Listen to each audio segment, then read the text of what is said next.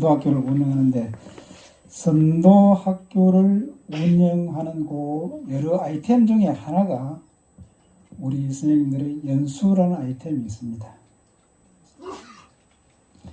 그 이제 통상적으로 연수를 연구학교 이런 할 때 연수를 보통 하는 한 형태가 호텔 뷔페를 많이 점심을 드시고 난 뒤에 그다음에 그 넓은 홀에서 외부 강사를 초빙해서 연수를 하는 것이 통상 관례입니다만은 원래는 코로나19 이 감염도 있고 해서 이 교내로 했습니다. 호텔에서 뷔페를 음식을 주문하다 보면은 예산이 많이 드는데 오늘 많지 않은 예산이었습니다만 우리 선생님들 점심 회초밥 점심 때 다 드셨습니까? 어떻게 맛이 어떠신지 모르겠습니다.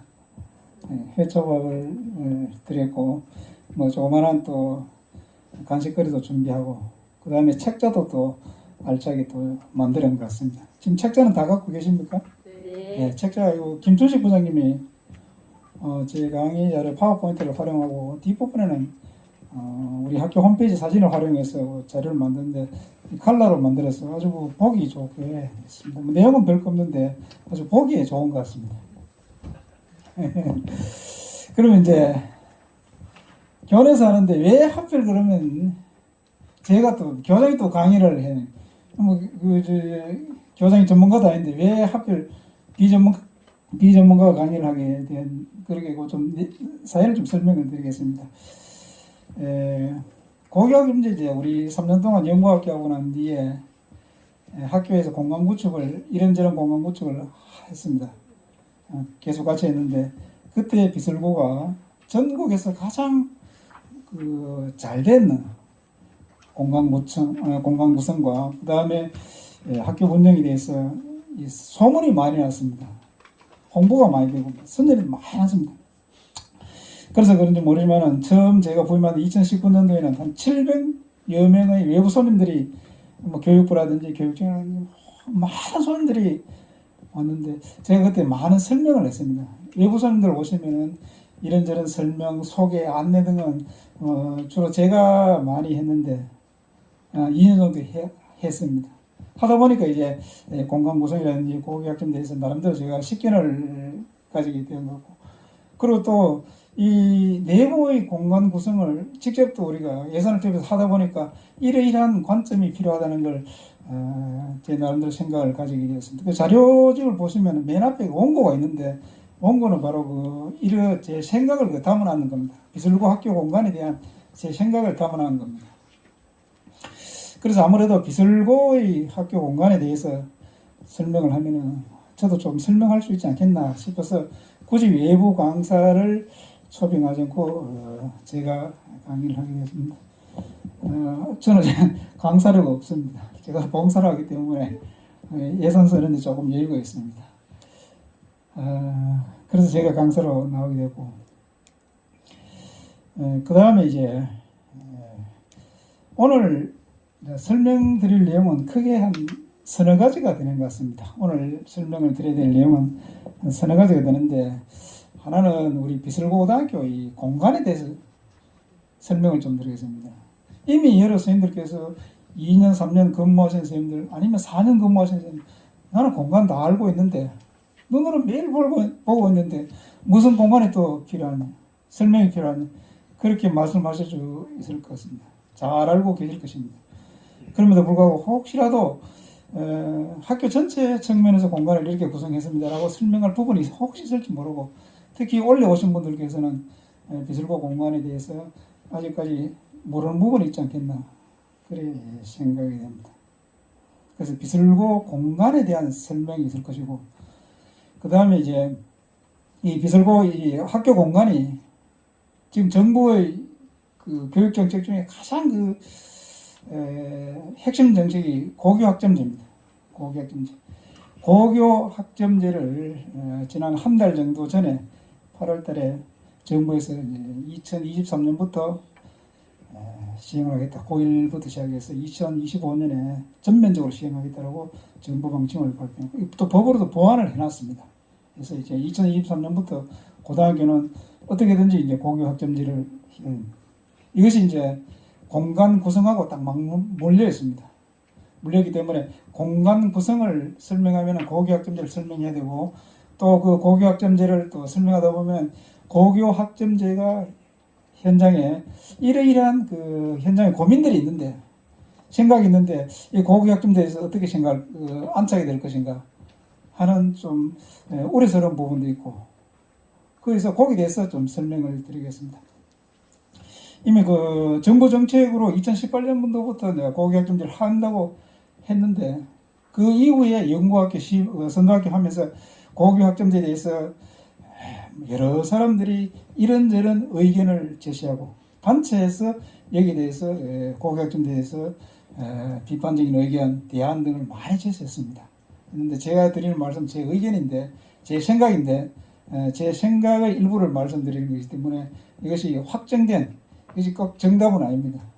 여러 선생님들께서도 고교 학점제가 이미 정부 정책으로 발표가 되기 때문에 미리 한번 생각해 둘 필요가 있고 어차피 우리가 이게 근무를 해야 된다 그러면은 고교 학점제에 대해서 나름대로 생각을 가져야 되지 않겠나 싶습니다. 그래서 현장에 이제 고교 학점제가 실시될 때 이러이러한 현장의 문제 어떤 고민들이 있는데 그러면 이제 대안은 무엇인가? 어떻게 하면은 현장에서 이런 생각들을 이러한 고민들을 좀 극복할 수 있는 대안이 무엇인가? 생각하는 대안이 무엇인가? 특히 이제 저는 내년 2월 때 퇴임을 해야 되기 때문에 퇴임하는 입장에서 쭉 현장에 머물면서 이제 정부의 정책에 대해서 대안을 제 나름대로 이래야 되지 않겠나 하는 생각을 말씀드리고 싶습니다. 제 주관적인 생각이기 때문에 반드시 이것이 옳다는 말씀은 절대로 아닙니다. 여러 선생님들께서도 2023년도에 고교학점제가 실시될 때 이게 고교학점제고 현장에서 이런 문제점이 있고 어떤 대안이 무엇인가 나름대로 생각을 가지고 있어야 안 되겠나. 왜냐하면 이 정책은 정부에서 이미 법령으로 확정을 지어가지고 2023년도부터 전면 시행을 하고 있는데 고교학점제에 대해서 우리가 나름대로 어떤 준비를 해야만 마음의 준비라든지 실질적인 준비가 있어야 되지 않겠나. 그래서 말씀을 크게 서너 가지 말씀을 드리겠습니다. 목차는 했습니다. 비슬고 기요. 저 뒤에 혹시 글씨가 잘 안 보시는 선생님들께서는 책자에 그 파워포인트 자료 그대로 있으니까 책자를 보셔도 됩니다. 그 다음에 두 번째는 고교학점제의 시행과 비슬고 공간 조성. 그 다음에 세 번째는 고교학점제와 학교교육의 고민. 이 고민은 저의 고민입니다. 그 다음에 학교교육에 대한 희망과 기대. 공간 구성을 축으로 해서 고교학점제와 그리고 학교교육 이 세 가지를 엮어서 말씀을 드리겠습니다. 여러 선생님들께서 잘 아시는 내용이지만은 중복될 수 있고 또 기존 내용을 제가 다시 설명드릴 수도 있습니다. 좀 이해를 부탁드립니다. 3월 1일자 기억 2017년 5년 전에 지금 우리 학교 5년 차입니다. 5년 차이고 테크노폴리스 신도시 7만 인구가 지금 들어와 있습니다. 정주 인구가 7만 명 신도시입니다. 육아지역 그리고 이 현풍 저 밑에 구지지역까지 합치면 전체 인구가 7만 명 들어와 있는데 여기에 신도시 지역에 일반계 고등학교로 하나 새로 만들었습니다. 대구시 35개 일반계 고등학교 가운데 마지막으로 만들었습니다. 원래 신도시 안에 이 일반계 고등학교를 2개 만들려고 해놨습니다. 부지를 2개 확보했는데 저 위에 지금 터널 입구가 빠져나오는데 거기에 지금 부지가 하나 있습니다. 있는데 거기는 지금 예정지이고 실제로 학교 세운 곳은 비설고입니다. 목표는 처음에 학교를 지을 때는 36 특수학급 39학급을 목표로 설계를 해서 건축을 했습니다. 그런데 당초 계획과는 달리 5년밖에 안 됐는데 이 계획이 지금 제대로 맞질 않아서 향후에 42학급까지 아니면 43학급까지 갈 지금 계획인 것 같습니다. 교육청이 지금 계획이 아마 43까지 가지 않겠나 싶습니다.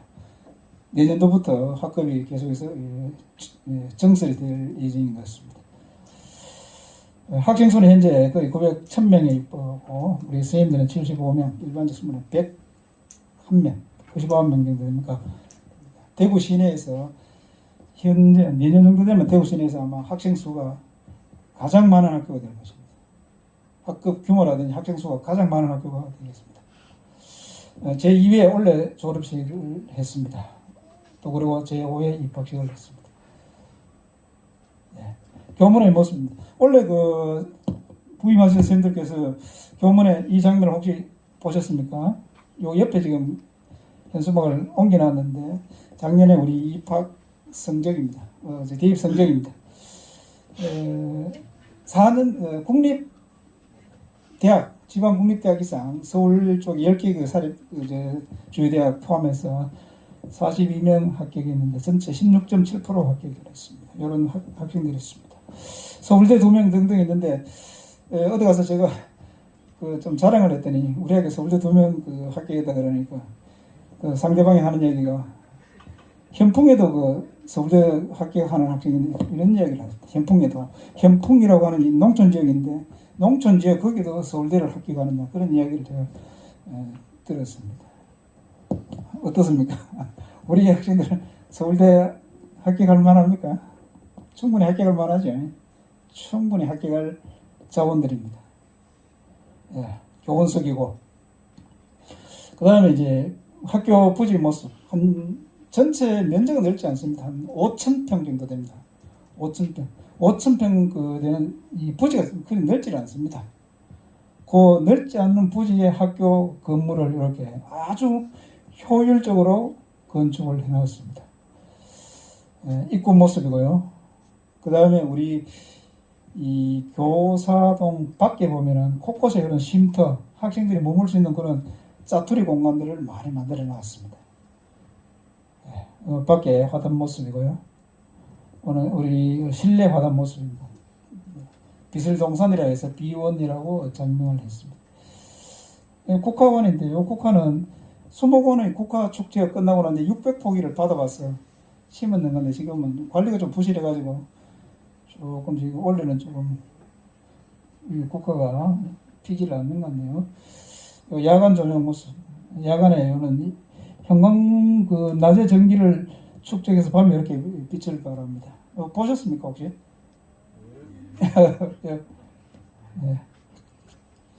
네. 오늘 이제 우리 비설고등학교 이야기고 이제 고교학점제에 대해서 좀 말씀드리겠습니다. 고교학점 결론부터 말씀드리겠습니다. 앞에 쭉 이제 처음 시작 단계는 저 뒤에 있고 결론은 이렇습니다. 8월 23일 원래 8월 23일 날 정부에서 발표를 했습니다. 2023학년도부터 고1부터 하겠다. 현재 중학교 2학년입니다. 중학교 2학년이 고등학교 1학년 되는 때부터 하겠다. 그리고 2025년부터 전면적으로 하겠다. 이렇게 발표를 했습니다. 그리고 국회 법을 통과해서 보완을 해놨습니다. 고교학점제 공문을 보시면 두 가지 내용이 있습니다. 줄기가 두 개가 있습니다. 두 가지 줄거리가 있는데 하나는 교육과정, 하나는 학교 공간 두 분야로 되어 있습니다. 교육과정은 학생들의 선택의 폭을 넓히겠다. 선택의 다양화, 선택 과목수를 넓히겠다. 학교에서 지정하는 것 이것을 최소화하고 학생들의 선택을 넓히겠다. 그리고 192학점 우리 대학교 학점을 생각하면 됩니다. 대학교 지금 고교 학점제를 어디에 빗대놨느냐 하면 대학교의 시스템 학점제하고 거기에 많은 제도를 사용을 해왔습니다. 192학점 지금 204단위입니다. 204단위를 192학점 쉽게 말하면 192단위입니다. 학점이나 단위나 같은 개념인데 단위는 한 학기에 17회를 해야 되고 학점은 16회입니다. 하나 줄여놨습니다. 단위는 한 단위는 17회를 수업해야 되고 학점은 16회입니다. 그리고 또 지금 204단위를 192학점으로 하겠다. 그래 192학점 되면은 누적 학점이 192학점 되면은 졸업을 시키겠다. 그럼 대학교에 우리가 지금 F 받으면은 제2수를 해야 되는데 제2수를 하도록 하겠다. 뭐 미수에 대해서 어떤 그 장치를 만들겠다. 그리고 성취평가제 선택 과목 성취평가제를 하고 석차 9등급제 비행기론 요거는 25년도까지 잠정적입니다.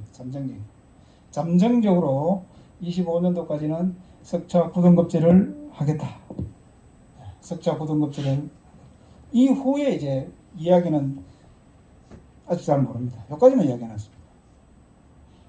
원래 2015 개정교육과정을 만들 때는 절대평가 하겠다고 했지 않습니까?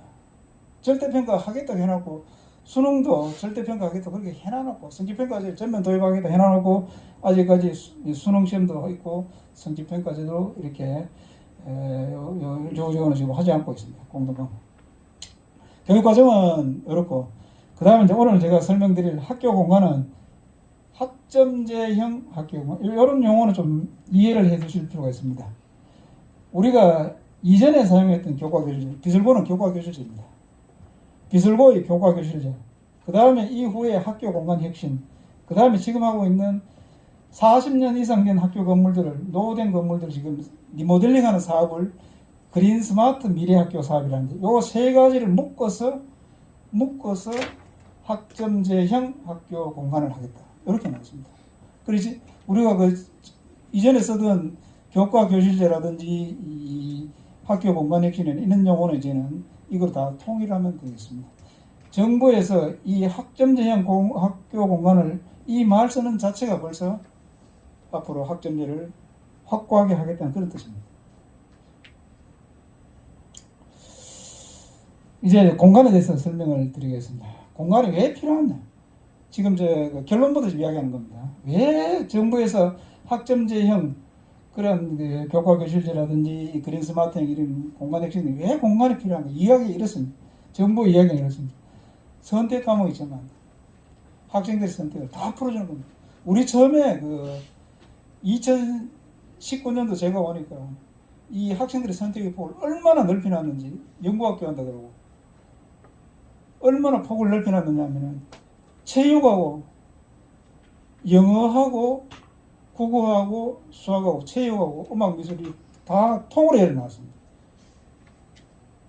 학생들이 이제 남학생들이 어디로 가겠습니까? 영어로 많이 가겠습니까? 체육으로 많이 가겠습니까? 공부하기 싫은 학생들 좀 운동에 나갈 거 아닙니까? 이런 식으로 극단적인 선택을 하는 연구학교였는데 해보니까 그게 너무 무리했어요. 하여튼 정부에서는 선택 과목을 증가해서 학생들이 선택의 규모가 다 달라질 수밖에 없습니다. 10명, 15명, 우리는 15명인데 규모가 달라지니까 그 규모에 맞춰서 공간을 만들어 재배치해야 된다 그런 이야기입니다. 공간의 크기를 과거에 우리가 60명 더 하는 교실, 일률적으로 하는 그런 교실이 아니고 학생들의 규모에 따라서 공간을 재배치해야 된다. 새로 만들어야 된다. 그래서 공간 조성이 필요하다는 뜻입니다.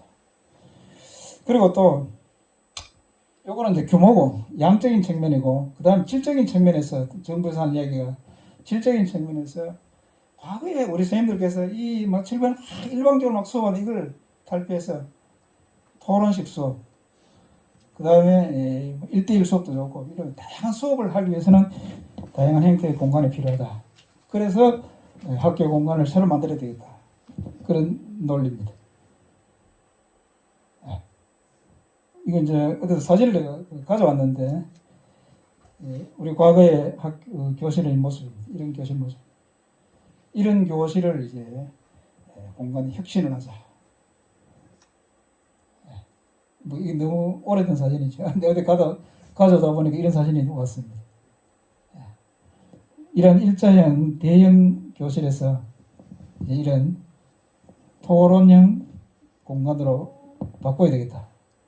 이런 형태. 전남 능주고등학교 이런 이제 다양한 휴게 공간을 만드는 거. 좀 희미한데 사진이 좀 그렇네요.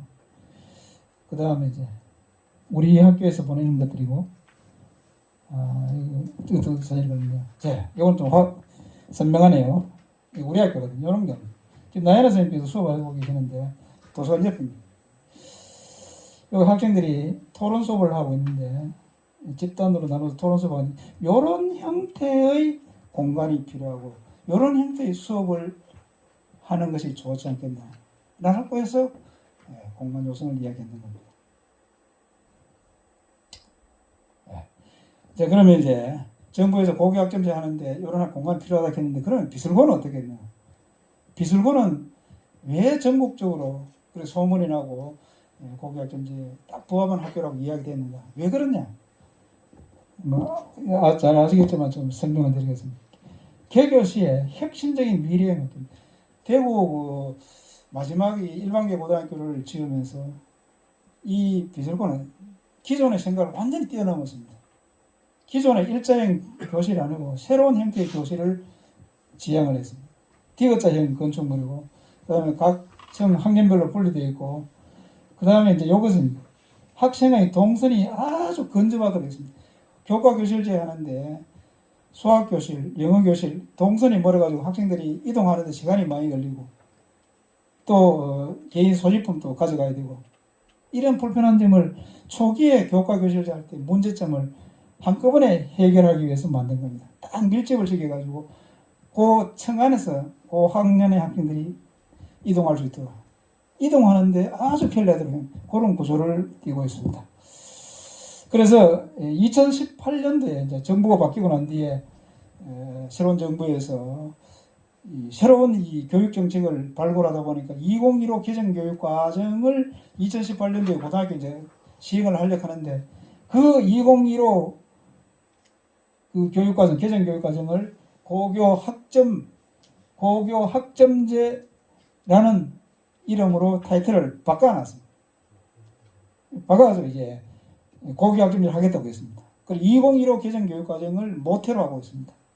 2018년도에 했는데 그때 바로 기술고등학교는 바로 연구학교를 출발했습니다. 이때부터 3년 동안 했습니다. 공간이 개방되어 있고 아주 탁 트인 구조고 실내 생활에 적합하도록 되어 있는데 이렇습니다. 이 구조가 여기 이제 디귿자형으로 되어 있고 앞에는 지금 4층 이쪽에 뒤쪽은 5층으로 되어 있습니다. 이미 그 선생님들께 지금 말씀드렸는데 내년에 우리 지금 1학년 13학급이 지금 확정이 되었습니다. 그 후 내년에 1학년이 14학급으로 지금 예정이 되어 있습니다. 후 내년에 그는 예정은 되어 있는데 14학급으로 우리 학교를 수용할 수가 없습니다. 수용할 수 없어가지고 지금 지금 앞에 4층 있는 여기다가 7개 교실을 정축하려고 합니다. 앞에 4층 뒤에 5층인데 앞에 거기다가 옥상에다가 교실 7칸을 정축하려고 설계를 지금 하고 있습니다. 그래서 내년에 아마 공사가 들어갈 것 같습니다. 그런데 제가 내년 2월달에 이제 퇴임하고 난 뒤에 후임 교양선생님께서 이걸 어떻게 이걸 생각하실지 좀 모르겠는데 이걸 우리 구성원들께서 우리 선생님들께서 한번 생각을 해보실 필요가 있습니다. 요즘 좀 고민이 좀 많습니다. 이 4층 후에 교실 7건을 짓겠다고 지금 하고 있는데 제 고민은 있습니다.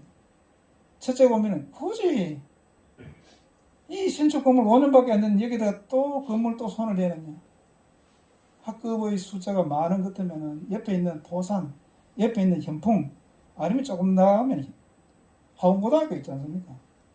거기에 학생들을 분산 배치하면 되지. 굳이 이 완성된 이 건물에다가 또다시 이거 정축하는 이거 문제가 있잖아요.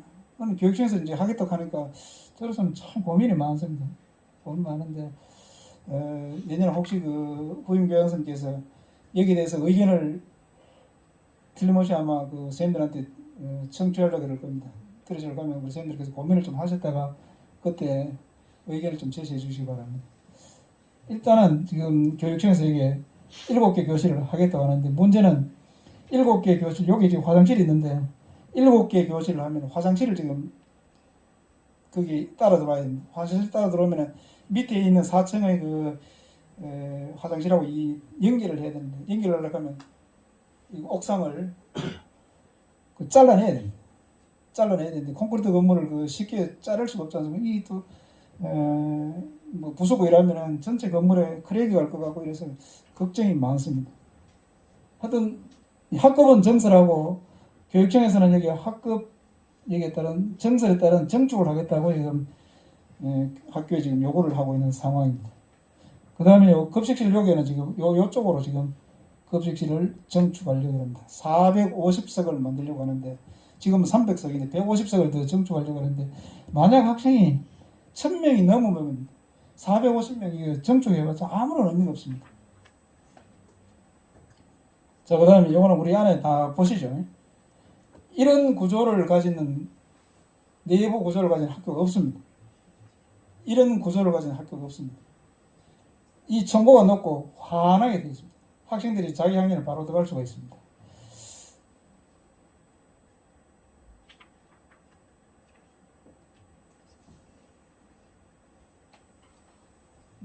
이거는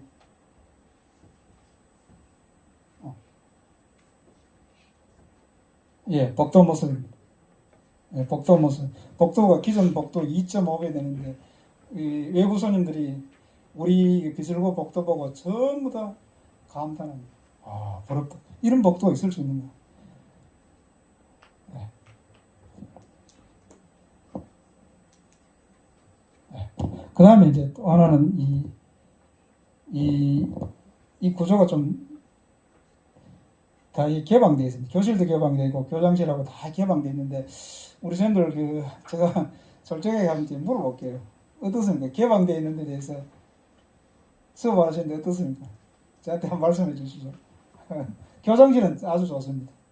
교장실은 제가 근무해 보니까 개방이 아주 좋습니다. 수업하는데 어떻습니까? 괜찮습니까?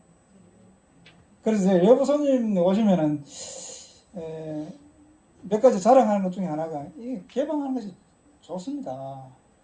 현재는 지금 기존에 문을 닫아놓고 있는데 그보다는 차라리 개방하는 게 낫다고 제가 권하고 있는데 모르겠습니다. 그래서 얘들아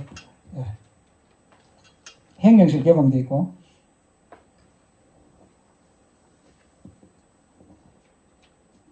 그 다음에 우리 이진주 선생님 수업하셨는데 개방돼 있죠.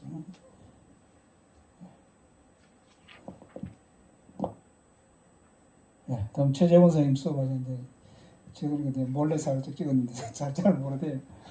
개방돼 있습니다. 최근 찍습니다. 잘 몰랐죠.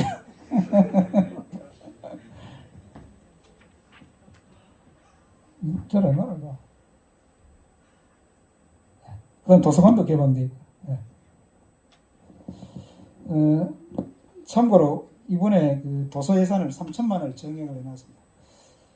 이번에 학교 예산도 교육청에서 예산을 많이 내려왔기 때문에 지금 공간 구성 거의 다 돼서 도서 예산을 교육국장이 서가도 지금 더 늘리려고 하는데 우리 선생님께서 원하는 책 있으시면 구입을 하시면 됩니다. 이처럼은 네. 이거 약사님인가요? 노트북 쪽으로? 오케이. 네, 알겠습니다. 자, 공간 구성을 이렇게 했는데 우리 선생님들께서 잘 아시겠지만 제가 설명을 드리겠습니다. 특징이 이렇습니다. 크기가 다양합니다. 0.5에서 3.5칸까지 크기가 다양하고 요거는 교육청에서 우리한테 지어줄 때 크기를 다양하게 했고 그 다음에 이제 요거는 우리가 했습니다. 배치, 용도, 장명 요거는 우리 선생님이 했습니다. 우리 선생님. 이는 교육청에서 했는 것이 아니고 우리가 했습니다. 예를 들면 엑시트 아카데미 미국의 사립학교 토론형 하는 원탁 테이블을 엑시트 아카데미를 하는데 요거 장명을 요렇게 했는가. 시바룸. 이스라엘의 하브루트 수업하는, 토론하는 거. 도서관 이름이 에시바룸입니다. 이스라엘. 그 다음에 공감, 락, 멍때리기실, 엉뚱, 이런 장면과 시의 배치, 용도 등은, 제가 2019년도 부임해서 그때, 문홍정 연구부장이 요거를 했습니다. 저도 뭐, 배우고 깜짝 놀라서 이런 것들은 우리가 있는 겁니다. 그 다음에 자투리 공간을 많이 활용했습니다. 우리 학교에 의외로 이게 사각형으로 되다 보니까 모서리마다 자투리들이 많이 있었습니다. 거기 밀대도 걸 수 있고, 뭐 그냥 버려둘 수도 있는데, 거기다 이런 공간 등을 다 배치했습니다. 그래서 이건 크게 예산을 들이지 않고 쉽게 했는데, 이런 것 등이 아마 공간 구성에 우리 학교 백미가 아닌가 싶습니다. 이런 것 등이 아주 다른 학교에 벤치마킹이 많이 됐을 겁니다. 그 다음에 여기까지 했고, 그 다음에 요거는 최근입니다. 학교 문화가 변합니다. 스터디 카페 이런 거는 우리 지금 시내에 있는 스터디 카페를 학교 안에다가 만들었습니다. 시내 학교 문화가 이렇게 바뀌었다. 학생들이 도서관에 막 앉아서 공부하는 것이 아니고 카페에 앉아서 공부하는 이걸 착안해서 만들었고, 그 다음 대입 전략실은 달성군의 요구와 예산을 받아서 달성군의 요구에 의해서 만들었고, 대입 전략실, 콜로키움실은 이것도 우리가 했습니다. 예, 이런 것 등이 이제 엉뚱공간, 과학안전실, 요거 지금 시소가 있고 그네가 있는데, 요 선생님들 한번 타보시면 좀 재밌습니다. 재미있고, 요 안에 요 그네가 있는데, 혹시 밀담을 나누실 선생님께서 여기 가시면 됩니다. 여기 딱 아무도 모릅니다. 딱 앉으셔가지고 학생들도 앉아서 이야기를 많이 하는데 아주 좋습니다. 이 실내, 여기 자투리 공간인데, 자투리 공간에 이런 걸 설치한 거는, 우리 문홍재 연구부장님 아주 참 탁월한 아이디어인 것 같아요. 저도 깜짝 놀랐습니다. 이런 밖에 칸막이는 우리가 했습니다. 학교에서 했고요. 이 설치는 학교에서 했습니다. 이건 원래 했고요. 그 다음에 이제, 교육청에서 우리가 처음에 받았을 때 이렇게 받았습니다. 이렇게. 콜로키움실을 이렇게 3칸짜리를 이렇게 받았는데, 요런 것 등이 하나, 둘, 3개가 있었는데, 제가 보니까 3개 있었는데, 앞에 대형 유리가 있고, 그리고 이게 나무 바닥이었는데, 제가 보고, 여기 무용하면 좋겠네, 무용하면 딱 제격이다 했는데, 그래서, 정경희 부장님한테, 무용 수업 좀 여기 좀 하세요. 하니까, 무용 전공을 안 해도 할 수 없다 그래가지고, 어떻게 쓸까 고민하다가 이렇게 만드는 겁니다. 처음에 교육청에서 이렇게 지어줬고, 공간 구성을 이렇게 했는 겁니다. 그래서 3등분 했는데, 하나는 개인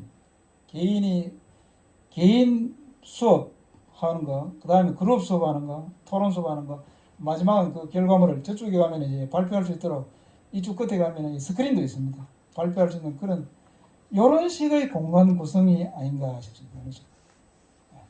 교육청에서는 원래 이렇게 지어주지 않고 학교에서 있는 겁니다. 공간 구성은 아마 이걸 이야기하는 것이 아닌가 싶습니다. 콜로키움실을 이렇게 바꿔놨습니다. 이 끝쪽에 가면 이렇게 학생들이 앉을 수 있는 이 좌석이 있고, 앞에는 이 스크린이 있어가지고 학생들이 발표를 할 수 있습니다. 개인이든 그룹이든 연구 결과를 발표할 수 있는 그런 겁니다. 그 다음에 콜로키움실이 이렇습니다. 아까 똑같은 구조입니다. 3칸짜리인데 이것을 학생들이 안에서 그룹으로 수업할 수, 자기주도 학습을 공부할 수 있고, 창가에서 할 수 있고, 또 발표도 할 수 있는 그런 공간들이 이렇게 구분되어 있습니다. 학생들이 아주 좋아합니다. 네, 그 다음에 대입전략실은 달성군에서 비품 사는 예산을 줘서 이렇게 했습니다. 이 지역의 대입 설명회, 학교에서 대입 설명 이런 걸 할 수 있도록 이렇게 했습니다. 그래서 이제 이 고교학점제하고 이 비설고 공간 구성이 딱 들어맞아가지고 잘 됐다고 그렇게 소문이 나니까 언론에서 이게 많은 홍보가 있었습니다. 이제 조금 더 깊이 들어가서 3가지 설명을 하겠습니다. 하나는 공간의 종류는, 하나는 수업, 하나는 수업하는 겁니다. 또 하나는 자기주도 학습하는 겁니다. 하나는 휴게공간. 세 개로 그 주제를 나눌 수가 있습니다. 하나는 수업, 하나는 학생들이 수업을 자기주도학교로는, 하나는 쉴 수 있는 그런 공간. 이런 것 등을 갖추는 기술고의 학교 공간다. 이렇게 보시면 되겠습니다. 수업하는 거 모습이죠. 수업하는 모습. 1칸, 1.5칸. 그 다음에 엑시트 아카데미, 테마 교실, 팀 리서치 수업실, 수학 보드 게임실, 수업할 수 있는 공간입니다. 끝장 토론실. 뭐 이런 장면은 우리 전에 문홍열 연구부장이 했습니다. 건책도 합니다. 컨퍼런스 수업실 여기입니다. 여기 연극 드라마 수업실, 멍때리기실, 에시바룸. 그 다음에 이제 여기까지가 이제 수업하는 공간이고, 그 다음에는 이제 학습 지원 공간, 북뱅크, 매거진 뉴스룸, 그 다음에 수학 보드 게임실, 학습 지원센터, 수업 갤러리, 간행물 보관함, 스터디 카페, 대입 전략실, 콜로키움실, 과학 갤러리, 또 면학실. 우리 학교는 면학실이 학년마다 하나 있어요. 3.5칸입니다. 학생들이 굳이 교실에서 자습을 하지 않고 여기에서 자습을 해도 되겠습니다. 시설들이 갖춰져 있습니다. 북트리, 시내 도서관에서 폐기된 도서들을 이관받아서 이게 학생들이 독서 분위기 조성하기 위해서 도서들을 이렇게 전시를 해놨습니다. 공간 락, 학생들이 신발 던지기, 컵 차기, 잭찍이 이런 거 할 수 있는 공간이고요. 멍때리기실이 있고, 여기는 책을 가져 들어가면 됩니다. 그 다음에 3학년실에 있는 3학년 그 교실 쪽에 있는 홈베이스 휴게 공간, 선배들이 부서져서 다 이 두 개는 처분하고 새로 구입해 놨습니다. 주로 물방울 그네 주로 이런 거, 요거 스툴, 이런 것들이 이제 실내에 있는데 학생들이 이런 데 앉아서 학생들이 쉬고 담소를 나눌 수 있는. 그래서 학생들이, 우리 선생님들 어떻게 보시는지 모르지만 제가 볼 때 우리 학생들이 그래도 온순하고, 그래도 학교 생활에 잘 적응하고, 그리고 큰 말썽을 부리지 않는 이 실내에 이런 학생들 휴게 공간들, 휴게 시설이 많기 때문에 아닌가 그렇게 보고 있습니다. 만약에 기존 그 학교처럼 막 복도가 좁고 지나칠 때 막 어깨에 부딪히고 막 스트레스 많이 받는 것 같으면 아마 학생들이 이제 학폭이라 이런 게 많이 일어날 싶은데 우리 학교는 그러지는 않습니다. 그리고 선생님들 그 유심히 보시면 우리 지금 5년차 된 건물 실내 벽면을 자세히 보시면 학생들이 거기 신발을 던져가지고 때가 묻었거나 자국이 있거나 또는 이 낙서를 했거나 그런 부분은 거의 없습니다. 원래 그 깨끗하게 했던 그대로 지금 5년 되는 그 실내가 깨끗합니다. 그런 것들은 이제 우리가 실내 이런 휴식 공간이, 휴게 공간이 많기 때문에 아닌가 봅니다. 이런 발상은 참 좋은 것 같아요. 이 실내 이거 근해하고 이거 시소등 놀라운 발상입니다. 원베이스 휴식 공간. 자, 여기까지가 이제 고교 학점제 맞추어가지고 기술고 공간 구성이 됐는데, 이제는 이제 고교 학점제에 대해서 말씀을 드리겠습니다. 고교 학점제 가운데서 교육과정 쪽에 그것도 좀 설명을 같이 아마 될 것 같습니다. 고교 그 전체에 대해서, 고교 학점제 전체에 대해서 좀 말씀을 드리겠습니다. 정부에서 지금 하려는 고교 학점제가 이건데 현장은 이렇지 않나 제 생각이고, 대안은 무엇인가? 그 대안은 이렇다 설명을 드리겠습니다. 제 주관의 생각이기 때문에 우리 선생님들께서 판단을 각자 한번 해보시기 바랍니다. 현재 그 학교 현장에서 우리가 좀 생각해야 되는 문제들이, 쟁점들이 공교육 정상화, 정부에서 공교육 정상화 법을 만들어서 시행을 하고 있습니다. 지나치게 사교육이 의존합니다. 사교육 때문에 학부모들의 교육 부담, 또 여러 가지 사회적인 폐단, 집값 문제라는 이런 것들이 일어나기 때문에 정부에서 공교육 정상화 법을 만들어서 시행을 하고 있을 정도로 공교육 정상화가 아주 중요한 문제. 공교육. 제발 학교에 공교 학교 교육은 학교 교육이 정상화돼서 학생들이 학교에 머무는 학생들이 교육을 받아서 대학교 입시에서 모두 해달라. 이게 국민들의 바람 아니겠습니까? 이게 국민들의 바람 아니겠습니까? 우리 국민들이, 우리 학부모들이 학원에 가는 걸 바라겠습니까? 아니지 않습니까? 학교 교육만 충실하면, 학교 교육만 원하는 대학교 입시 갈 수 있는 그런 수준이 되고, 그런 학교 교육이 되는 것도 굳이 우리 학생들이 학원에 갈 이유가 없겠습니까? 그게 우리 국민들의 바람이고, 또 거의 정부에서, 국회에서 법으로 만들었다, 이거. 아니, 우리는 이게, 우리 학교 교육에 몸담고 있는 우리로서는 이 공교육 정상화만이 학교 교육을 살리고 우리의 정체성을 확립하는 길이다. 그렇게 봅니다. 학교 교육을 살려야 된다. 그 다음에 이제 학생들이 이제 갈수록 학교 교육에 대해서 관심이 이제 떨어지고 또 그 다음에 학령 인구가 급감하니까 굳이 공부를 하지 않아도 대학교 갈 수 있다. 하지 않아도 갈 수 있다는 겁니다. 그러니 학생들이 학습에 대한 의욕이 떨어지고 그리고 또 공부를 하려고 학력이 떨어지고 학력에 대한 문제 그 다음에 학교 폭력, 학생 자살, 왕따 이런 생활지대 문제 그 다음에 전자기기의 이 폐단이 엄청난 것 같습니다.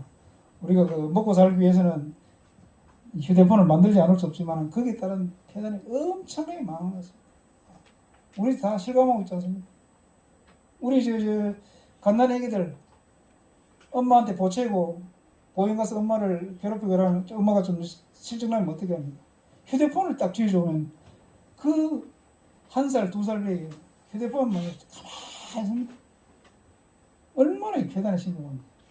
휴대폰을 만지기 시작하는 그 학생들, 어린애들이 두뇌 성장이 되지 않아서 나중에 이런 생활 상의 문제, 학력의 문제, 모든 것이 전자기기 때문 아닌가. 지나칠 정도로 많지 않나 싶습니다.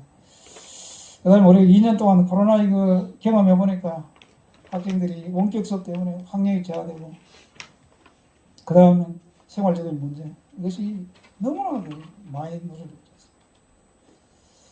있습니다. 이건 뭐 다 우리가 알고 있는 문제인 것 같습니다.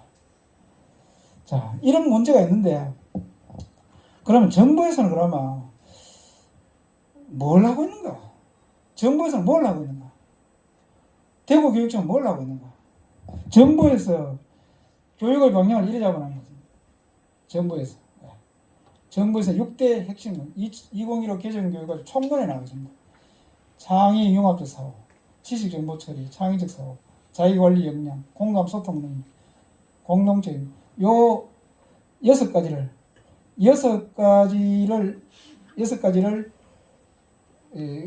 교육과정에, 개정교육과정에 이렇게 했고, 우리 대구교육청에서는 2021에 원래 4가지를 이렇게 줄여놨습니다. 같은 내용입니다. 창의 융합적 사고입니다. 자기관리 역량, 공감 소통 능력, 공동체 능력, 이런 학생들을 기르겠다. 방향을 여기 딱 정해놨습니다. 얼마나 좋습니까? 얼마나 이상적이고 학교 교육으로서는 이것보다 더 좋은 게 어디 있겠습니까? 근데 제가 가만히 생각해보면, 제 생각 가만히 생각해보면, 정부에서 창의 융합사고, 자기관리 능력, 공감 소통 역량, 공동, 이걸 다, 여기 인성 보면, 이걸 다 추구하는 것이 아니고, 정부에서 지금, 우리 교육계에서 지금, 가장 지금 주안점을 두는 것은 4차 산업시대를 이걸 창의 융합, 여기에 지금 중점을 두고 있잖아요. 창의 융합. 창의 융합이 어떤 사람이냐? 창의 융합은 쉽게 이야기하면 이런 사람들이 아닌가? 오다쿠. 들어보셨죠? 오다쿠. 일본에 집에서 들어박혀가지고 안 나오는 사람들, 오다쿠, 덕후. 한 분야에 몰입해서 성공하는 미스터 트롯 가수. 우리 그 트롯 그저 뭡니까 TV 보면 여기도 트롯 저기서 트롯 뭐 많이 나오는데 그거 보면 가수들 노래하는 실력이 그저 대학생들 노래하는 실력이 기성 가수들보다 훨씬 낫습니다. 엄청 노래 잘합니다. 연주도 잘하고. 그 다음에 최근에 제가 이제 여기서 TV에서 봤는 네이크로바입니다. 크로바는 원래 새 입인데 네잎은 희망을 상해. 네이크로바가 잘 없습니다. 네이크로바만 계속해서 육종 개발해가지고 네이크로바만 키워서 육종 개발에 성공해서 이 네이크로바를 판매해서 연간 매출이 16억을 올리는 젊은이가 있었습니다. 깜짝 놀랐습니다. 네이크로바만 그것만 따가지고 이제 고급 레스토랑에 그걸 이제 그 마지막 토핑할 때 그걸 먹는 것 같은데 이걸 판매하는 전문가를 봤습니다. 연간 매출이 16억이에요. 빌 게이츠, 또 스티브 잡스 이런 사람들을 장애 융합에 하는 거야. 그래 어느 특정한 분야에 막 몰두해가지고 성공하는 그런 학생들을 우리가 여기서 다 있지만은 의미하지 않나 싶습니다. 정말로 학교 교육은 그런 장애 융합형이 있지만은 여 밑에 있는 자기 관리 공감성 이것도 중요한데 여기에 대해서는 별로 관심이 없는 거예요. 오로지 우리 학생들이 어느 한 분야에 막 몰두해가 성공하는 그걸 사회에서 바라지 않나. 그걸 우리 고등학교 교육에서 바라지 않나 싶습니다.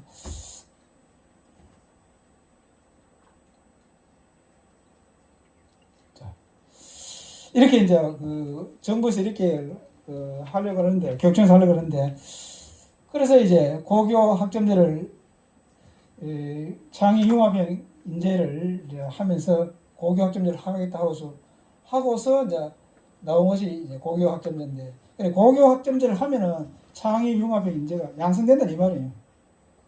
근데 이 고교 학점제 지향은 뭐냐? 고교 학점제 정말 장애 융합형 인간을 양성하느냐? 선택형 교육과정, 희망과 적성에 따른 과목 선택 확대, 그 다음에 교과별 이수 성취 기준 192학점, 그 다음에 학생 중심 토론과 발표 중심 교실 수업 개선, 그 다음에 학습량 축소 204에서 192학점, 주당 34시간에서 주당 32학점, 1학점, 학기당 50분 수업을 17회 16회 줄여놨습니다. 여기 바로 고교 학점제, 여기 고교 학점제 내용 요거를 얘기해요. 근데 과연 이제 고교 학점제 이렇게 해서 우리가 이야기하는 추구하는 인간 사람을 만들어낼 수 있느냐 그게 문제지.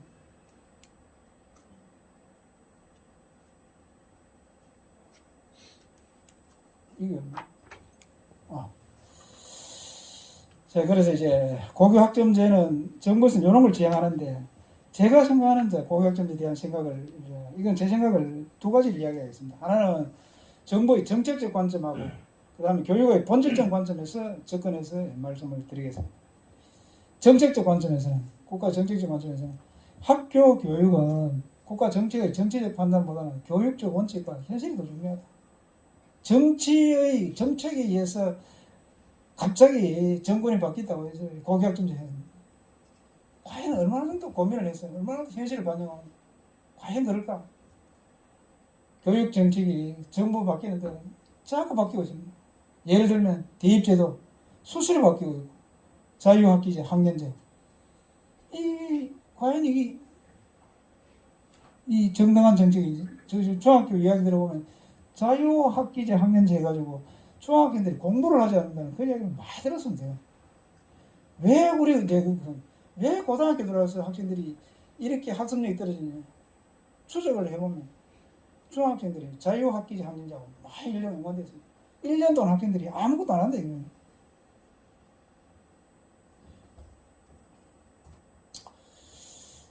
교과교실제도 중간에 2009년도에 도입했다가 중간에 또 없어졌다가 최근에 다시 또 이게 시행을 하고 있습니다. 그리고 당초 학점제가 이렇게 하겠다고 그렇게 학점만 이수하면 다 하겠다고 했는데 연구학교 해보니까 선택 과목을 많이 늘리면 늘릴수록 장애 융합이 인재가 학생이 등장한다 그러는데 선택하면 우리 다 할 수가 없습니다. 교원 수급이 안 맞습니다. 교원 수급이 맞지를 않습니다. 우리가 원하는 대로 다 안 들어줍니다. 그 다음 공간이 또 부족합니다. 공간. 또 수능시험, 또 우리 선생님들의 업무부담, 이런 것들은 우리 잘 이야기, 이건 제 이야기만 아니고 이거 현장에서 많이 이야기되는 겁니다. 이런 문제점이 있는데도 불구하고 학점제를 한다. 정부에서 이제 해결하겠다고 하는데 과연 얼마나 이제 해결할지. 그 다음에 교육의 본질의 관점, 하나는 정책의 관점, 하나는 본질의 관점인데 학습에 대한 양적인 이제 문제가 있습니다. 이 고교학점제 보면은 204단에서 190, 12단위 학점을 줄이면은 학생들이 창의 융합에 학생들을 양성하는 도움이 이렇게 해놨습니다. 양적인 접근 이렇게 해놨습니다. 이거 교육청 공문입니다. 개정교육은 총론에 24쪽 있는데 과도한 학습량과 피상적인 학습으로는 창의 융합적인 사고와 핵심 능력을 기를 수 없다. 소수의 핵심 개념을 중심으로 교육 과정을 지속합니다. 많은 학습을 해서 학생들한테 학습의 양을 늘려서 학생들이 학습의 동기라든지 지식이 습득된 그렇게 살아왔던 저로서는 학습의 양을 줄이면은 창의 융합의 학생을 기를 수 없다. 여기는 저는 참으로 동의할 수가 없습니다. 학생들이 19세기까지 전도엽이 성장해서 학습을 끊임없이 해야만이 사고력에 길을 들 수 있는데 이 중요한 시기에 학습의 양을 줄인다고 해서 학생들이 사고력이 성장할 것입니다. 저는 참으로 동의하기 힘듭니다. 학생들이 정말 학습의 양을 줄여가지고 열심히 하면은 모르면 안 그렇다는 거죠. 그 다음에 이제 이 양적인 접근을 자꾸 이야기하는데 양적으로 이야기하는 건 중요하지만 과연 학생들을 어떻게 우리가 기를 것인가? 질에 대한 이야기는 없습니다. 질. 학생들을 어떻게 기를 것인가? 여기에 대한 이야기는 없습니다. 그 다음에 본질에 대한 계속 이야기인데 학교 교육의 본질은, 공교육의 본질은 학습의 즐거움, 새로운 지식의 습득, 사회성, 이게 학교 교육의 본질이라는 것이죠. 새로운 학습의 즐거움, 새로운 지식과 사회성, 이게 학교 교육의 핵심이 아닌가 싶습니다. 이걸 해야만 학교 교육이 사는 것이지 이걸 하지 않고 학생들한테 학습의 양만 덜컹 줄여가지고 자유학년제에서 학생들한테 던져주고 학생들이 과연 학습이 되겠는가? 상당히 저로서는 동의합니다. 되는 학생이 있지 않습니까? 되는 학생이 있습니다. 다 그런 건 아니에요. 되는 학생이 있습니다. 안 되는 학생이 많습니까? 되는 학생이 많습니다. 안 되는 학생도 주로 어디에 많겠습니까? 환경으로 열악하면 농촌, 열악한 지역 이쪽 학생들, 부모의 관리가 안 되는 이런 쪽 학생들은 거의 방치되다시피 하는 거예요. 이런 학생들한테 우리가 학교 교육의 손길이 가야 되는데 이걸 제도적으로 줄인다 그러면 학교 교육의 의미가 무엇입니까? 왜 그러면 이 농촌 지역 학생들은 언제 그러면 학습의 그 기회를 많이 할 수 있다? 이 고등학교에 하지 않나? 중학교에 하지 않나? 창의 융합, 이 창이란 말을 이걸 자꾸 우리 혼돈하는데 그 벼락치듯이 뭐가 번뜩하는 게 창의가 아니고 기존 지식이 많아야만 창의성이 발휘되는 겁니다. 창의성이라는 것은 기존 지식이 많아야만 새로운 지식이 변종이 되는 것이죠. 한문의 시를 많이 외워야 됩니다. 중국 역대 유명한 글들, 출사표라든지 이런 많은 글들을 외우고 있으면은 자기도 모르게 창의성이 발휘되는 거예요. 이걸 하지 않는데 어떻게 창의성이 발휘되겠습니까? 코로나19의 경험, 학교 교육의 위기, 이런 것 등이 학교 교육, 공교육을 위기에 빠뜨리고 있는데 여기에 대해서 우리가 정말 고민할 필요가 있습니다. 학교 교육이 위기에 빠져야 된다고, 코로나 때문에 여기에 대해서 우리가 정말 고민을 많이 해야 되지 않습니까? 그래서 한마디로 말하면 back to the phase에서 본문으로 돌아가요. 학교 교육은 역시 많은 학습, 인성 이런 것이 아닌가.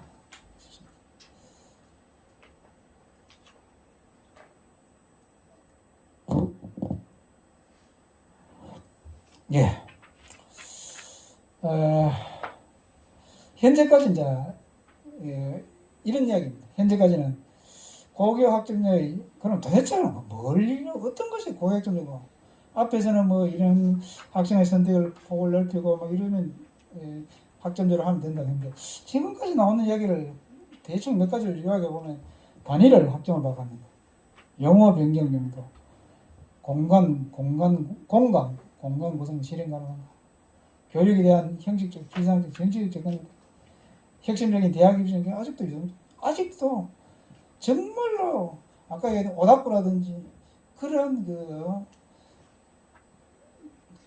돌출한 그 학생을 기르려면 대학 입시를 완전히 걷어내고 절대 평가를 하든지 당초 약속대로 절대 평가를 하든지 그래 아직까지 이 객관적인 이 대입 수능을 아직도 놔두고 있습니다. 어정쩡하게 지금 하고 있잖아요.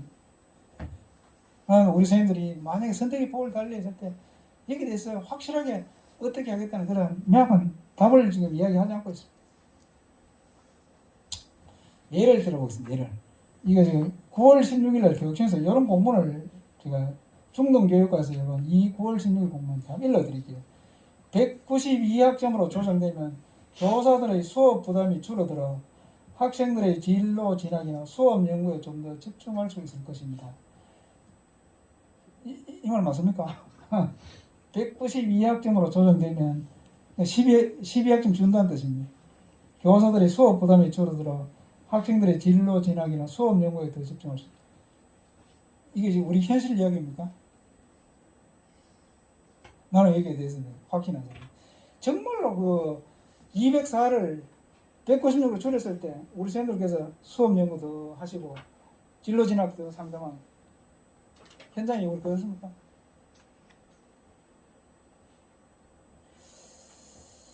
그 다음 학생들도 시간표에 여유가 생기므로 이를 공강시간으로 활용하고 공동교육과정 수업, 진로 상담도 가능합니다. 학교 교육 현실에 대한 정확한 이해입니다. 학교 교육의 본질을 얘기합니다. 도저히 저는 이게 아직 수긍이 가지.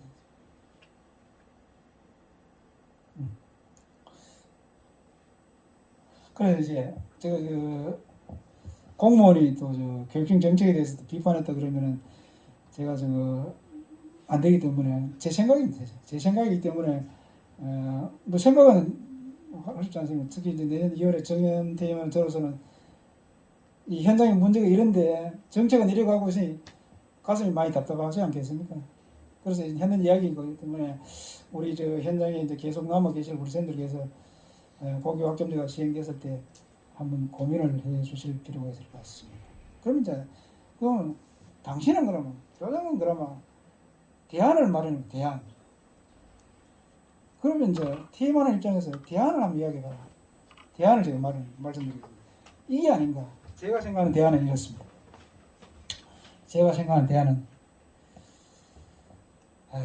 학교 교육이 우리 5천년 인류 역사가 아주 중요한 역할을 했는데도 공교육, 학교 교육을 그 가치를 아주 훼손하고 안 해도 된다는 식으로 지금 그런 사회 변화가 있는데 이게 참 안타깝게 생각합니다. 학교 교육 덕분에 우리 인류가 발전하고 역사가 발전하는 것이지. 그 공자 명작부터 그 있지 않습니까? 우리 같으면 조선 삼국시대에 쭉 학교가 있었습니다. 그 중요한 학교 교육을 지금 와서 어떻게 그 역할과 효용을 무시할 수가 있는가? 학교 교육, 기술이라든지 자본이라든지 이런 거 지금 학교 교육의 본질을 우리가 추구해야 돼. 본질. 학교 교육의 본질을 우리가 잊어버려서는 안 된다. 본질이 뭐냐? 인성, 학습, 자아개발, 사회성 등의 장애고 이걸 우리 학교 교육에서 해줘야만이 19세까지 학생들이 열심히 분투력을 발휘해서 학습도 하고 지식도 늘리고 자기 진로도 개척하고 그리고 또 사회에 성공할 수 있는 그 시간이 바로 고등학교인데 얼마나 중요한 시기인데 이때 다른 걸 했어야 됩니다. 제가 예를 들겠습니다. 인성 가장 중요한 건 인성인데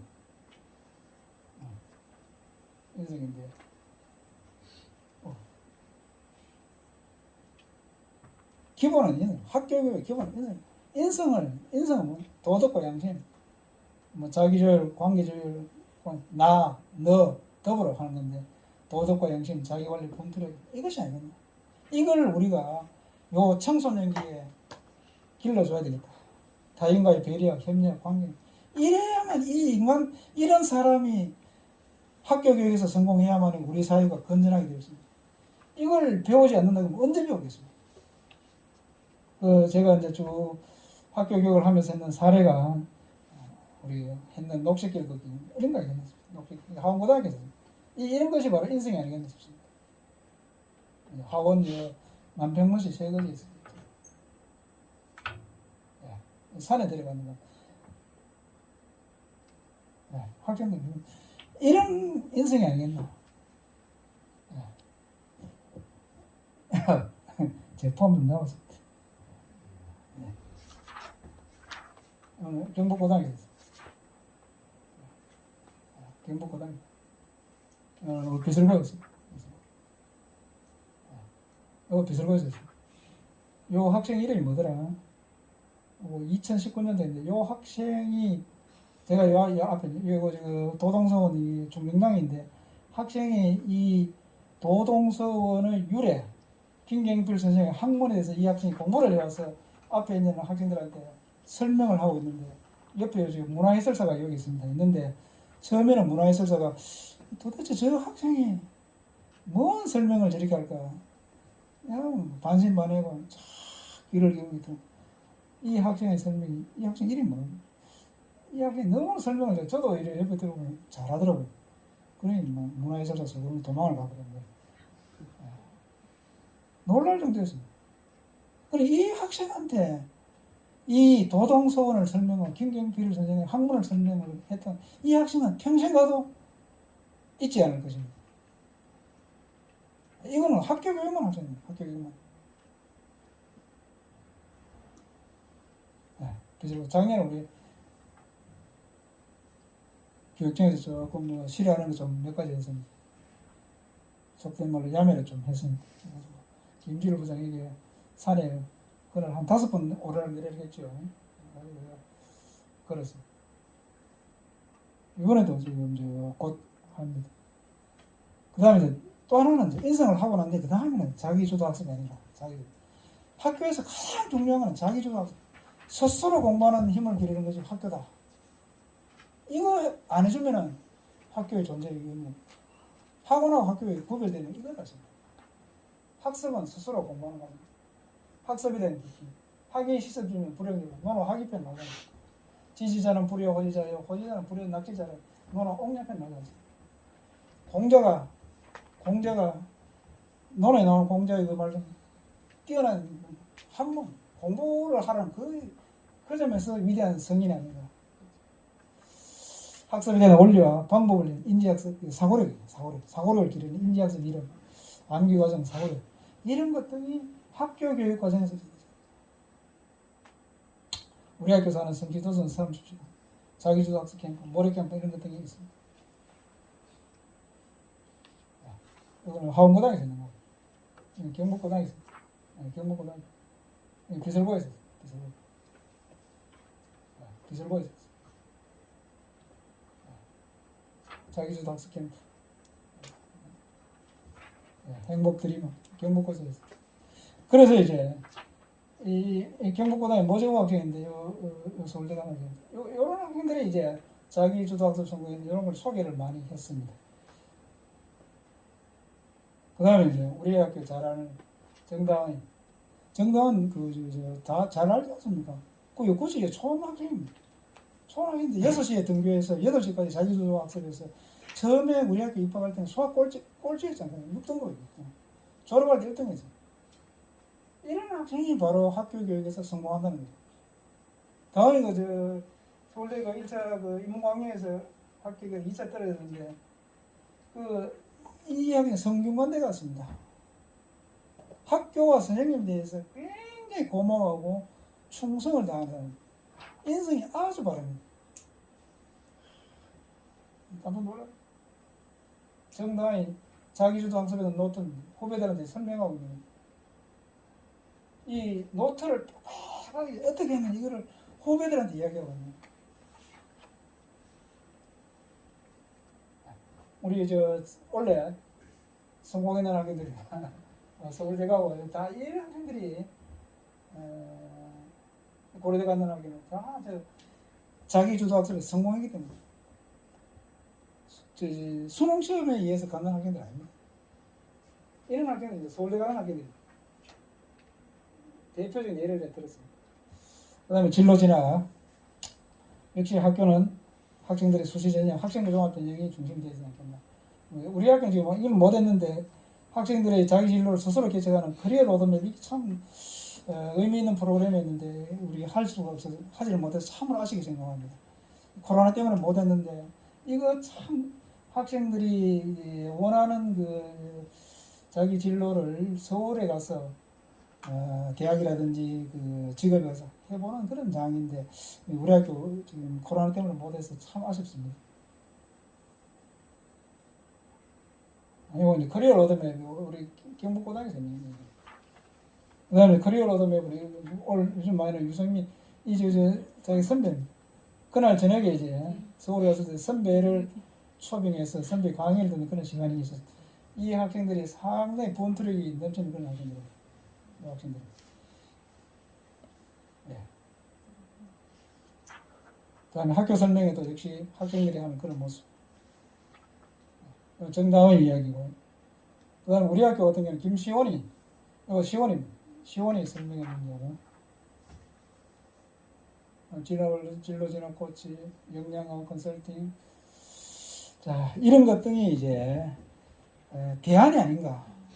학교 교육에서 지금 여러 가지 지금 고민이 많다고 이야기하고 또 고교학점제를 도입을 하려고 할 때 고교학점제를 우리가 반대는 못하지만 고교학점제를 하기는 해야 되잖아요.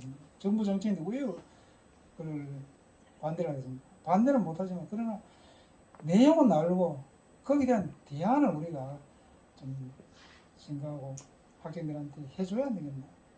고교학점제는 그대로 피상적으로 따라갔다가는 우리 학생들이 학교 교육에서 성공하기 힘들지 않겠나 걱정이 있습니다. 예, 결론입니다. 예, 이제 결론은 우리 선생님들의 자율성과 이런 일 하기 위해서는 선생님들의 자율성과 책무성을 끊임없이 자율성 선생님들 스스로 학생들에 대해서 판단하고 수업을 해보시고 이 책무성 자율적으로 해서 책무성을 가질 때 최대의 효과가 납니다. 우리 선생님들이 자율적으로 본인의 책임의식을 가지고 해줄 때만이 학생들이 우리 선생님을 신뢰하고 따르는 것입니다. 우리가 지금 학교 현장에 교권이 무너졌다, 교권이 위기에 처했다 그렇게 자꾸 이야기를 하는데 교권을 이야기할 때 교권을 우리 스스로 학교의 교사들의 권리를 가장 강하게 확보하는 방법은 이거라고 생각합니다. 이것만 있으면은 어느 누구도 우리한테 감히 교사들의 권위에 대해서 도전할 수 없다고 생각합니다. 우리가 만약에 자율성과 책무성이 칼날같이 서 있으면은 새파란 칼처럼 서 있으면은 어느 누구도 우리한테 감히 교사들을 우리 선생님들을 우습게 보거나 권위에 도전하지 않을 것입니다. 또 하나는 학생들의 학습력 이걸 아무리 그 형식, 기법 이런 걸 자꾸 이야기하는데 핵심은 공부입니다. 공부. 학생들이 공부하는 과정을 전두엽이 마지막 성적하는 19세까지 해봐야 되지. 이거 하지 않고 나중에 대학교 때 해보겠다. 이건 불가능합니다. 그래서 학생들한테 끊임없이 공부하도록 우리가 추동을 하고 끌고 가야 되죠. 안 하는 학생들을 끌고 가야 되죠. 근데 이 코로나 2년 동안 거치면서 학생들한테 자기 주도학습 학생들 자습하는 것, 그 다음에 방과후 학교 좀 우리가 강요했지 않습니까? 공부를 좀 시키려고 하게 하려고 했는데 지금 분위기 자체가 상당히 어렵게 돼가고 있습니다. 학생들이 희망하지 않는데 강요를 할 수 있는 그런 분위기 완전히 바뀌어버리는 것 같은데 이게 정말 이렇게 될까 걱정이 됩니다. 되는 지역이 있지 않습니까? 수성구 범어사동 그쪽에는 사교육이 발달해서 안 해도 되는 그런 공교육이 안 되는 그런 점은 괜찮지만 이런 농촌 지역의 우리 학생들, 우리 선생님들이 학교에서 붙들어주고 학생들을 끌고 가야 되는 그런 측면이 있지 않습니까? 그 다음에 학교 교육은 정치적인, 아까 그 고교학점제 정책적인 그런 이야기를 했습니다만, 학교는 교육은 교육이고 정치는 정치인데, 교육과 정치, 특히 교육의 현장에 정치가 너무 많이 개입돼, 요소가 너무 많이 개입돼가지고 이게 교육 정책이 휘둘리고 있으니까 우리가 종사는 우리로 봐서는 상당히 아쉽습니다. 교육의 주인은 우리인데 정치에서 계속해서 정책을 바꿔보고 한다 했다가 또 안 하고 있고, 이거 교육을 교육 현장은 가만히 놔둬야 되지 왜 이렇게 휘두르는 거예요? 여기에서는 우리 교육에 종사하는 우리로서는 참 아쉽게 생각합니다. 그래서 우리가 이제 이런 쪽에 좀 힘을 모아가지고 교육은 우리가 한다, 우리가 할 테니까 우리가 한다는 그런 한번 보여줄 때가 됐나 싶습니다. 예, 시간이 많이 지났는데 제가 이제 월급을 4번 타면 이제 월급을 또 탈 수가 없습니다. 이제 마지막 4번 남았는데 마지막이 되다 보니 이제 이런 이야기 나오는데 이런 말이 있지 않습니까? 새가 죽을 때 우는 그 소리는 처량하고 기명야하고 처량하고, 사람이 죽을 때 하는 말은 선하다는 그 말이 있습니다. 새가 죽을 때 우는 울음소리는 처량하고, 사람이 죽을 때 마지막으로 하는 이야기는 선하다. 제가 이제 마지막으로 이제 하는 이야기는 우리 선생님들 좀 선하다고 믿으시고 그래서 이제 앞으로 이제 우리 현장을 지켜야 될 우리 선생님들께서 많은 어려움이 있지 않습니까? 제가 볼 때 우리 선생님들께서 너무 많은 어려움과 힘드신 일이 있는데, 그럼에도 불구하고 기술고등학교에서는 선생님들께서 자율성과 창의성을 정말로 투철하게 해주시니까 저는 고마워서 어쩔 줄은 모르겠는데, 앞으로 우리 선생님들 어느 학교 가시더라도 어디를 가시더라도 정년하실 때까지 이런 학교 분위기, 마음 자세를 가지면 우리 학생들이 틀림없이 우리 선생님들한테 대해서 고마워하고 우리 선생님들을 잊지 않을 것입니다. 그런 학생을 많이 봤습니다. 다은이가 교장실에 한 번씩 오면 우리 선생님들 고마워 죽습니다. 우리 선생님들 고마웠습니다. 우리 저 간다는 담임 선생님 그 누굽니까? 대구고등학교 가신 거죠. 그 수학 그 선생님 갑자기 이름 생각납니다. 다은이 담임 선생님. 다은이 담임 선생님을 지금 대구고등학교 가셨는데 엄마로 내 가르치는 학생이 나를 엄마로 부르는데 그 얼마나 그 아름답습니까?